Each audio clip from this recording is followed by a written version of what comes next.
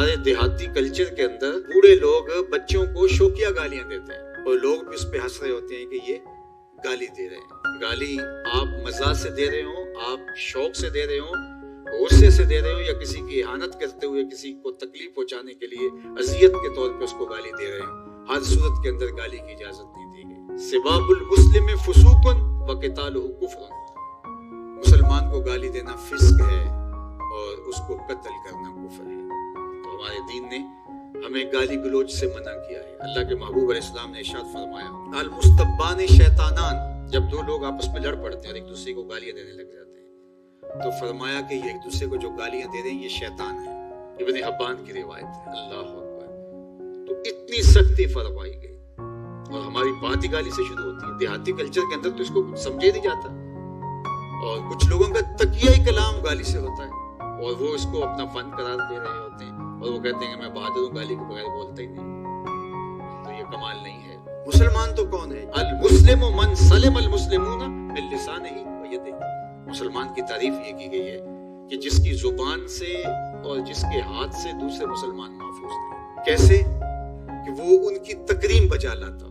ایسے نہیں ہے کہ اس کے شر سے بچنے کے لیے آپ اس کی تکریم کریں اور پھر وہ آپ پر رعایت کر جائے اور آپ کو گالی نہ دے.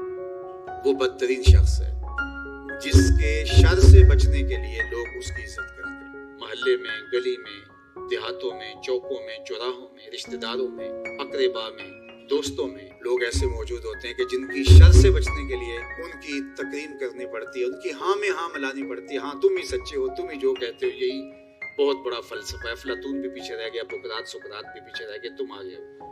اس کی تائید کرنی پڑتی ہے، اس کی تصویب کرنی پڑتی ہے کہ جو تم کہہ رہے ہو یہی درست ہے، یہی عقل و بینش اور دانش کا منبع و مصدر ہے اور سارا دور یہاں سے پھوٹتا ہے. کہ اگر اس کی بات سے اختلاف کیا تو وہ گالی گلوچ پہ اترائے گا، برا بھلا کہے گا. بلکہ ممبر و محراب کے آج جو ذمہ داران ہیں ان کی ہاں سے ہاں ملانی پڑتی ہے. اگر نہ ملائیں گے تو وہ آپ کو کافر قرار دے دیں گے، وہ دار اسلام سے خارج قرار دے دیں گے آپ کو. تو کوئی بھی شخص ہو، ممبر و محراب کا شخص ہو یا وہ گلی محلے کوچے کا آوارہ گرد ہو یا وہ قوت نافذہ رکھنے والا حاکم شہر ہو یا وہ کسی عالی منصب پہ بیٹھا ہوا ہو، جب حکمرانوں کی عزت اس لیے کی جا رہی ہو کہ اگر نہ کی عزت، ان کی ہاں میں ہاں نہ ملائی تو یہ مشق ستم بنا دیں گے، جبر و جور کا بازار گرم کر دیں گے، تو وہ بدترین حکمران ہوں گے. تو مسلمان گالی دے کر کے کسی کو تکلیف پہنچا کے اپنے اعمال برباد کر بیٹھتا ہے.